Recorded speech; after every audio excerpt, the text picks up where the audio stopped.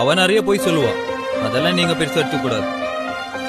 ஆனா நீங்க போய் சொன்னீங்கன்னா அவளால எடுத்துக்க முடியாது. அவளுக்கு பயங்கர கோவம் வரும். சிகரெட்டு, தண்ணி. கல்யாணத்துக்கு அப்புறம் அதெல்லாம் மறந்து இல்லைன்னா டிவோர்ஸ். உங்க குடும்பத்துல ஒரே நாள்ல பழகி ஈஸியா க்ளோஸ் ஆயிடுவா. குறிப்பா உங்க அம்மா கிட்ட. ஏன்னா அவளுக்கு அம்மா கிடையாது.